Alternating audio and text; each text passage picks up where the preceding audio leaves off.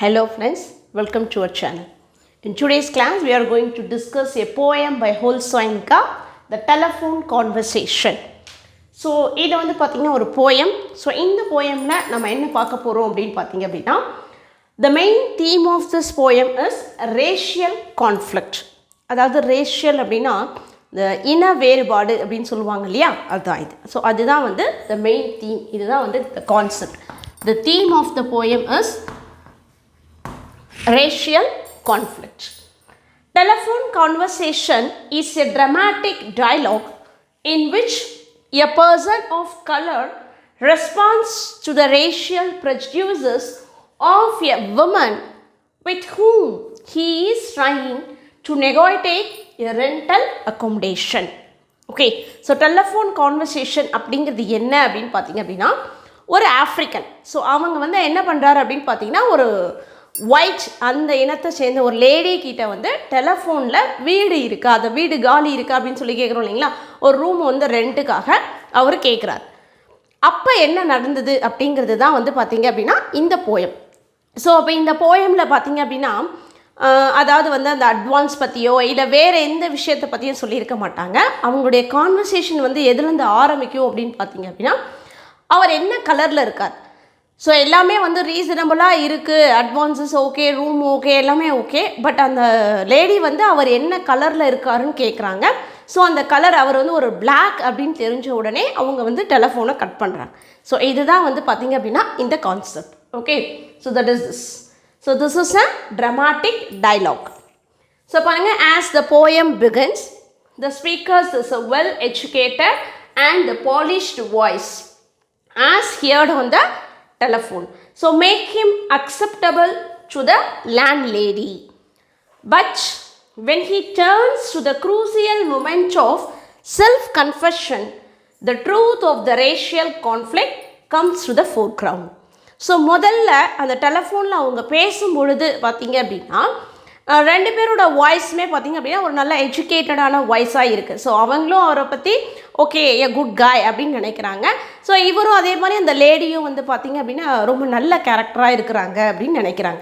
But அவங்க வந்து பார்த்திங்க அப்படின்னா அந்த கலரை பற்றி கேட்கும்பொழுது தான் அப்போ அவங்களுடைய மனசில் இருக்கக்கூடிய அந்த எண்ணம் வந்து வெளிப்படுது அப்படின்னு சொல்கிறாங்க. ஓகே, ஸோ ஃபஸ்ட்டு சம்மரி பார்த்துடலாம் and then we discuss the poem. So telephone conversation is the title, suggests the conversation over the telephone. So it is between a black man seeking a room for rent and white landlady who had advertised such an offer. So over the conversation, the hypocritical nature of the landlady as a racist is brought to light. Okay, so இப்போ இதில் இருக்கக்கூடிய conversation யார் யாருக்குன்னு பாருங்கள். a black man seeking a room for rent, ஒரு black man வாடகைக்கு வீடு வேணும் அப்படின்னு சொல்லி தேடிட்டு இருக்கக்கூடிய ஒரு நபர் யார்கிட்ட பேசுகிறாரு, a white landlady. ஸோ இவங்க ரெண்டு பேருக்கும் நடுவில் இருக்கக்கூடிய கான்வர்சேஷன் தான் அந்த telephone conversation. So an African man is looking for a rent and he finds an advertisement in newspaper. So அவர் வந்து பார்க்குறீங்க ஒரு ரூம் வந்து வாடகைக்கு தேடிட்டு இருக்காரு. அவர் அட்வர்டைஸ்மெண்ட் அந்த ஆட் வந்து நியூஸ் பேப்பரில் பார்க்குறாரு. The ad says that there is no problem with race, white or black. So அந்த ஆட்லேயே வந்து அவங்க கொடுத்துருக்காங்க நோ ப்ராப்ளம், ஒயிட்டா பிளாக்கா அப்படிங்கிற எந்த பிரச்சனையும் எங்களுக்கு இல்லை, யாராக இருந்தாலும் நாங்கள் ரூம் அப்ளை பண்ணுறோம், அதாவது ரூம் வந்து ப்ரொவைட் பண்ணுறோம் அப்படின்னு சொல்கிறாங்க. ஸோ ஈவன் இந்த மேனுக்கு வந்து பார்த்திங்க அப்படின்னா, as the man had a bitter experiences. So bitter அப்படின்னா கசப்பான அப்படின்னு சொல்லுவோம். ஸோ ஏற்கனவே இந்த மாதிரி ஒரு 2-3 இடத்துல வந்து நீங்கள் வந்து பிளாக்கா அப்படின்னு சொல்லி கேட்டுட்டு வேண்டான்னு சொன்ன ஒரு அனுபவம் அவர்கிட்ட இருக்குது. அதனால் அவர் வந்து யோசி எந்த இடத்துல வந்து கரெக்டாக நம்மளை அக்செப்ட் பண்ணிப்பாங்க அப்படிங்கிற மாதிரி அவர் பார்த்து தான் அந்த ஆடை வந்து செலக்ட் பண்ணுறாரு. He makes a telephone call to the landlady from a public telephone booth. So இப்போ அவர் எங்கேருந்து பேசுகிறாருன்னு பார்த்தீங்க அப்படின்னா ஒரு பப்ளிக் டெலஃபோன் பூத்லேருந்து பேசுகிறாரு. நம்ம ஏற்கனவே பார்த்துருப்போம் இல்லைங்களா. ஸோ இப்போ எல்லார்கிட்டையுமே மொபைல்ஸ் இருக்குது. ஸோ டெலஃபோன் பூத் அப்படிங்கிறதே ரொம்ப ரேராக தான் நம்ம பார்க்க வேண்டியதாக இருக்குது. ஸோ ஆரம்ப காலத்தில் டெலஃபோன் பூத் அப்படின்னு பார்த்திங்க அப்படின்னா நல்லா வந்து ஒரு ரெட் கலரில் ஒரு பாக்ஸ் மாதிரி கொடுத்துருப்பாங்க பாருங்கள். ஸோ அதை தான் இங்கே மென்ஷன் பண்ணுறாங்க. He tells the lady that he is a black man and asks if it is acceptable. So அவர் வந்து கேட்குறாரு, நான் வந்து ஒரு black man, அது உங்களுக்கு ஓகேவா அப்படின்னு சொல்லி கேட்குறாரு. The lady hesitates for a while. So முதல்ல அந்த லேடி வந்து கொஞ்சம் யோசிக்கிறாங்க. hesitates for a while. She wants to know if he is completely black or half black. So இப்போ அவங்க வந்து கேட்குறாங்க, முழுமையாக அதாவது ஃபுல்லாகவே அந்த நீக்ரோ பீப்புள்ஸ்லாம் இருப்பாங்க இல்லையா, ஸோ அந்த மாதிரி கம்ப்ளீட் பிளாக்காக இருப்பீங்களா, ஏன் ஒரு ஹாஃப் பிளாக்காக ஒரு மாநிறமாக இருக்கிற மாதிரி இருப்பாங்களா, பார்க்குறதுக்கு கொஞ்சம் லுக்லியே கொஞ்சம் ஒரு மேன்லியாக இருப்பாங்களா அப்படிங்கிற மாதிரி கேட்குறாங்க. So when the man says that he is not completely black because his palms and soles are white. So இப்போ அவர் கேட்கும்பொழுது அவர் சொல்கிறாரு, நான் வந்து கம்ப்ளீட்டாக பிளாக் கிடையாது, பிகாஸ் என்னுடைய உள்ளங்கை பாம்ஸ், அதே மாதிரி பார்த்திங்கன்னா என்னுடைய கால் பாதங்கள் இதெல்லாம் வந்து ஒயிட்டாக தான் இருக்கும், அப்போ நான் ஒரு ஹாஃப் ஒயிட் தானே, ஹாஃப் பிளாக் தானே அப்படின்ற மாதிரி அவர் கேட்குறார். ஸோ நார்மலாகவே எல்லாருக்குமே அந்த மாதிரி தானே இருக்குது, அதை அவர் அந்த மாதிரி மென்ஷன் பண்ணி அவர் கேட்குறார். So the lady goes silent and hangs the phone even though the man pleas her to at least meet him in person to see for herself if he is totally black. So இப்படி சொன்ன உடனே அந்த லேடிக்கு கொஞ்சம் கோவம் வந்துடுச்சு. அவங்க அதுக்கப்புறம் அவர் வந்து ஜஸ்ட் யூ ப்ளீஸ் நேரில் என்னை பாருங்களேன், என்னை பார்த்துட்டு அப்புறம் நீங்கள் முடிவு பண்ணுங்களேன் அப்படிங்கிற மாதிரி அவர் ப்ளீட் பண்ணி கெஞ்சி கேட்குறாரு. பட் ஆனால் அந்த லேடி எந்த பதிலுமே சொல்லாமல் ஃபோனை வந்து ஹேங் பண்ணி வச்சுடுவாங்க. அதுதான் வந்து இந்த conversation. So the poem shows how the racial discrimination prevails hidden in the hearts of the individuals.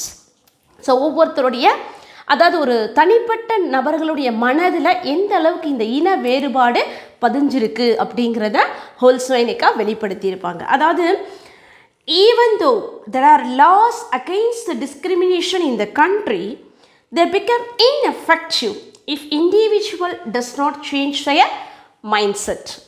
So இந்த மாதிரி இன வேறுபாடு வந்து பார்க்குறது தவறு, இது வந்து மிகப்பெரிய குற்றம் அப்படின்னே வந்து சட்டங்கள் இருக்குது.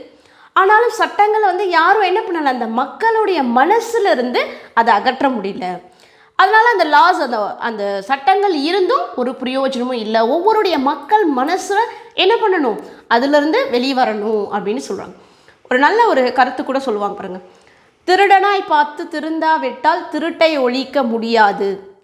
ஸோ அந்த மாதிரி மக்கள் வந்து தான் என்ன பண்ணணும், ஏழை பணக்காரர் இல்லை வந்து வேறு ஜாதி மதம் இந்த மாதிரியான அந்த வேறுபாடுகள் மக்கள் மனதில் தான் அது பண்ணணுமே தவிர தானாக என்ன பண்ண முடியாது, சட்டங்களை கொண்டு திருத்த முடியாது அப்படிங்கிறத அவர் அழகாக சொல்லியிருப்பார். The land lady shows double standards. So இந்த லேண்ட் லேடி பாருங்கள், அவங்களுடைய கேரக்டர்ஸை ரெண்டு விதமாக இதில் காமிச்சிருக்காங்க. So publicly she shows that she is not a racist. So முதல்ல என்ன சொல்கிறாங்க, அந்த அட்வர்டைஸ்மெண்ட்டில் கொடுக்கும்போது அக்செப்டபிள், ஓகே இது பிளாக் ஆர் ஒயிட் யாராக இருந்தாலும் நாங்கள் அக்செப்ட் பண்ணிப்போம் அப்படின்ற மாதிரி தான் அட்வர்டைஸ்மெண்ட் கொடுக்குறாங்க. அப்போ வெளியே உலகத்துக்கு தான் வந்து எல்லா மக்களையும் சமமாக நினைக்கிறேன் அப்படிங்கிற மாதிரி காமிக்கிறாங்க. But privately she shows her true attitude. ஆனால் தனியாக பார்க்கும்பொழுது அவங்க என்ன பண்ணுறாங்க, தனியாக விசாரிக்கும் பொழுது அவங்க எல்லாத்தையும் விசாரிச்சுட்டு தான் அவங்கள அக்செப்ட் பண்ணுறாங்க. அதை தான் இங்கே சொல்லியிருக்காங்க. The poem also captures the frustration of the black man.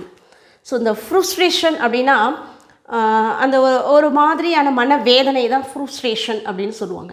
So அவனை வந்து பிளாக்கா அப்படின்னு கேட்கும்பொழுது அவர் எப்படி பதில் சொல்லுவார் பாருங்கள், நான் வந்து ஹாஃப் பிளாக் தான், ஏன்னா என்னுடைய கைகள்லாம் எப்படி இருக்குது, ஒயிட்டாக இருக்குது, கால் பாதங்கள் வெள்ளையாக தானே இருக்குது அப்படின்னு சொல்கிறார். அப்போ அவருடைய வெளிப்பாடு அவங்கள கோவப்படுத்தணுங்கிறது இல்லை, அவங்க கேட்ட கேள்விக்கு அவர் பதில் சொல்லி, நீங்கள் ஹாஃப் பிளாக்கா அப்படின்ற மாதிரி அவங்க கேட்பாங்க, அதுக்கு அவர் பதில் சொல்லியிருப்பார். He is angered by the double standards of such individuals like the landlady. So இந்த மாதிரி இரட்டை வேடமிடுறவங்களை பார்க்கும்போது அவருக்கு ரொம்ப கோபம் வருது. First, he is angry over the lady's question about his exact shade of color. Then he becomes enraged and sees red all over. Okay, and he becomes enraged. Enragedனா வந்து ரொம்ப கோபம் வருது. ஸோ அந்த கோபம் அதுக்கு வந்து பார்த்திங்கன்னா அந்த ரெட் கலரை சொல்லுவாங்க, அதுதான் இங்கே பிரதிபலிச்சிருப்பார். அதுக்கான எக்ஸாம்பிள்ஸ் அவர் கொடுத்துருப்பார், நம்ம இதில் பார்க்கலாம். இப்போ போயம் பார்க்கும்போது உங்களுக்கு தெரியும். But at the end of the telephone conversation he is found bleeding with the land lady to consider him. But ஆனால் அந்த லாஸ்ட் கோபம் அவருக்கு வருது, பட் இருந்தாலும் அந்த கோவத்தை விட அவருக்கு அந்த ரூம் தான் தேவை அப்படிங்கிறதுனால அவர் என்ன பண்ணுறாரு, அந்த போயமில் இறுதியாக வந்து அவர் வந்து கெஞ்சி கேட்குற மாதிரி அந்த லைன்ஸஸ் முடிஞ்சிருக்கும். அதை தான் இங்கே சொல்லியிருக்காங்க. ஓகே ஃப்ரெண்ட்ஸ், இப்போ போயம் பார்க்கலாமா? So this is the short poem only, just contains 35 lines. Telephone conversation. The price seemed reasonable. Okay, the price seemed reasonable. Locations indifferent. The landlady swore she lived off premises, so nothing remained. Okay, so அதாவது அந்த price பார்த்திங்க அப்படின்னா ரெண்ட்டும் வந்து ரீசனபிளாக தான் இருக்குது, ரொம்ப அதிகமாகலாம் இல்லை, இடம்லாம் கொஞ்சம் நல்லா, அதாவது எப்படி இருக்கும் வீடு அப்படின்ற முதல்ல அவங்க சொல்கிறாங்க இல்லையா, அப்போ ஃபோன்லேயே சொல்லுவாங்க இல்லையா. ஸோ 2 பெட்ரூம் இருக்கும், ஸோ இந்த மாதிரி கிச்சன் ரூம்ஸ் இருக்குது, அந்த மாதிரிலாம் எல்லா விஷயங்களையும் டீட்டெயில்ஸ் சொல்கிறாங்க இல்லையா. ஸோ அவர் சொல்லும் பொழுது இட்ஸ் ஓகே, லொக்கேஷன்ஸ் பார்த்தா நல்லா தான் இருக்குது. The landlady's swore she lived off premises. So அவங்களும் இங்கே பக்கத்தில் இல்லை, ஹவுஸ் ஓனர்ஸ் பக்கத்தில் இல்லைன்னு சொல்கிறாங்க இல்லையா, அந்த மாதிரி ஹவுஸ் ஓனர்ஸும் இல்லை. ஸோ இது எல்லாமே ஓகேவாக இருக்குது, நத்திங் ரிமைண்ட். இப்போ தான் சொல்கிறார், but self confusion. Madam, I want, I hate your western journey, I am a African. Okay, so இப்போ என்ன சொல்கிறார் அப்படின்னா தன்னை பற்றின உண்மையை அங்கே சொல்லிடுறார். I am a African. So நான் வந்து ஒரு ஆஃப்ரிக்கன். ஸோ உங்களுக்கு ஓகே அப்படின்னா நான் வந்து மற்றது எல்லாமே நான் வந்து உங்களுக்கு ஒத்துக்கிறேன் அப்படின்ற மாதிரி அவர் சொல்கிறார். I am a African. Silence. Silence transmission of pressurised good breeding voice when it came, lipstick coated, long gold rolled, cigarette holder pipe, couch, I was foul.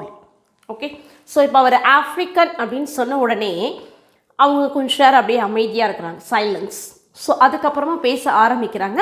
So அதுக்கு முன்னாடி இந்த போய்ட்டு பார்த்திங்க அப்படின்னா அந்த வாய்ஸ் அவங்களோடது எப்படி இருந்தது, ரொம்ப ஒரு எஜுகேட்டடான ஒரு வாய்ஸாக தான் இருந்தது அப்படிங்கிறது தான் இங்கே சொல்லியிருக்காங்க. ஸோ when it came, அந்த வாய்ஸ் எப்படி இருக்குன்னு பார்த்தீங்கன்னா, lipstick coated, long gold rolled, cigarette holder pipe, couch, I was foul. So அந்த வாய்ஸை கேட்ட உடனே அவர் கொஞ்சம் ஸ்டன் ஆன மாதிரி அவங்க என்ன கேட்குறாங்க பார்த்தீங்கன்னா, how dark, I had not miss here, are you light or very dark, button B, button A, so strange of rancid breath of the public hide and speak. So இந்த வார்த்தையை அவர் கேட்குறார், how dark, நீங்கள் எதோ சொன்னீங்க இல்லையா எப்படி இருப்பேன் அப்படின்னு அவர் சொல்லலை, பட் அவங்க சொல்கிறாங்க எனக்கு சரியாக கேட்கல, ஐ ஹேட் நாட் மிஸ்ஹியர்டு அப்படின்னு சொல்லிட்டு, are you light or very dark, நீங்கள் கொஞ்சம் பார்க்க எப்படி இருப்பீங்க, அதாவது கருப்பாக இருப்பீங்க, இந்த ரொம்ப கருப்பாக இருப்பீங்களா இல்லை லைட்டாக இருப்பீங்களா அப்படிங்கிற மாதிரி அவங்க கேட்குறாங்க. ஸோ இது வந்து பார்த்திங்கன்னா இந்த பட்டன் பி, பட்டன் ஏ, ஸோ அந்த டெலிஃபோன் போத்தில் தானே அவர் நின்று பேசிகிட்டு இருக்கிறாரே, ஸோ அந்த டெலிஃபோனில் இருக்கக்கூடிய அந்த பட்டனை வந்து ப்ரெஸ் பண்ணுற மாதிரி அவர் சொல்கிறார். ஸோ இப்போ அவர் பார்த்திங்க அப்படின்னா அவங்க வந்து அவரோட கலர் என்ன அப்படிங்கிற மாதிரி கேட்குறாங்க.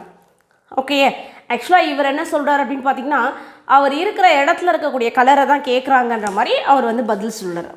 ஜஸ்ட் அவருடைய ஃப்ரஸ்ட்ரேஷன். அவரோட red booth, red pillar box, red double tired, omnibus question chart, it was real, shamed by ill-mannered silence, surrender. Okay, so இவர் வந்து அந்த டெலிஃபோன் பூத், அந்த ஆம்னி பஸ், ஸோ ஆம்னி பஸ்ஸும் பார்த்தீங்க அப்படின்னா ரெட் கலரில் தான் இருக்கும் ஆரம்பத்தில். ஸோ இதெல்லாம் வந்து அவருடைய கோபத்தை வந்து வெளிப்படுத்துகிற மாதிரி சொல்லியிருக்காங்க. ஸோ இதெல்லாம் வந்து சிம்பிள்ஸில் வரக்கூடியது. இந்த போயமுடைய சிம்பிள்ஸ் என்னென்ன அப்படின்னு கேட்கும்பொழுது நம்ம இதெல்லாம் ஸ்டார்ட் பண்ணலாம். Red booth, red pillar box, red double tired, omni bus, so இதெல்லாம் வந்து சொல்கிறார். ஸோ இதை கேட்ட உடனே it was real, it was real, ஆமாம் உண்மையிலே எல்லாமே ரெட்டாக தாங்க இருக்குது இங்கே அப்படின்ற மாதிரி அவர் பதில் சொல்கிறார். Shamed by ill-mannered silence. Okay, so இப்போவும் அந்த லேடி சைலண்ட்டாகவே இருக்கிறாங்க, வேறு எதுவுமே பேசாமல் அவங்களுடைய கோபத்தை அவங்க பொறுமையாக தான் நின்றுட்டுருக்காங்க. Okay, surrender, push, dumbfounded to beg the simplification. Considerate, she was varying the emphasis. திரும்பவும் அவங்க கேட்குறாங்க, நான் கேட்குறது அதாவது வந்து நீ இருந்த லொக்கேஷன்ஸை இல்லை, நீ எப்படி அப்படின்னு. Are you dark or very light? revelation came. Are you? So அந்த இடத்துல பாருங்கள், ஹவு டார்க் அப்படின்னு பாட்டு மட்டும் கேட்டாங்க. ஸோ இங்கே தான் கரெக்டாக மென்ஷன் பண்ணுறாங்க. ஆர் யூ டார்க் அப்படின்னு சொல்கிறாங்க. அப்போ வந்து பார்த்திங்கன்னா ஆர் யூ டார்க் அப்படின்னு கேட்கும் பொழுது அவர் சொல்கிறாரு, you mean like a plain or milk chocolate? Okay, plain or milk chocolate. அப்போ மில்க் சாக்லேட் எப்படி இருக்கும்? ஸோ இப்போ சாக்லேட் அப்படின்னாலே வந்து நல்லா ஒரு டார்க் ப்ரௌனாக தானே இருக்கும். ஸோ அப்போ அதில் வந்து கொஞ்சம் நடுவில் ஒயிட் மில்க்கு கலக்கும் பொழுது பார்த்திங்க அப்படின்னா இந்த க்ரீம்ஸ் எல்லாம் கலந்து சொல்லி கொடுத்துருப்பாங்க பாருங்கள். ஸோ அப்போ ரெண்டும் கலந்த மாதிரி இருக்கும் இல்லையா, அந்த மாதிரி இவர் சொல்கிறார். You mean like a plain or milk chocolate? So அவங்களுடைய அசன்ட் or you chalk or very light அப்படின்னு கேட்கும்போது her assent was clinical, crushing in its light. Okay, impersonality, rapidly wavelength adjusted. So this was the alliteration words. Her assent was clinical, crushing. So these two words are called alliteration. Clinical, crushing in its light. Impersonality, rapidly wavelength adjusted. Okay, rapidly abina or fastly. I chose the West African sepia and as afterthought down in my passport. I choose West African sepia. So West African sepia அப்படின்னா என்னென்னு பார்த்தீங்க அப்படின்னா ஒரு அது என்ன சொல்கிறது, மங்கலான அப்படின்னு சொல்லுவாங்க. ஸோ நல்லா வந்து பார்த்திங்க அப்படின்னா ரொம்ப டார்க்காக இருக்கக்கூடிய ஒரு ஃப்ரூட்ஸை தான் அங்கே வந்து அவங்க சொல்லுவாங்க. ஸோ மங்கலாக இருக்கிறது, அது டார்க்காக இருக்கிறது தான் வெஸ்ட் ஆஃப்ரிக்கன் சிப்பியா அப்படின்னு சொல்கிறார். Down in my passport. Now silence for spectroscopic flight of fancy. Silence for spectroscopic flight of fancy. So spectroscopic அப்படிங்கிறது என்னன்னு பார்த்தீங்கன்னா, this is an instrument which differentiate the colors. அதாவது இது வந்து ஒரு கருவி, அதாவது வேறு வேறு நிறங்களை வந்து பார்த்தீங்க அப்படின்னா பிரித்து காட்டக்கூடிய கருவி.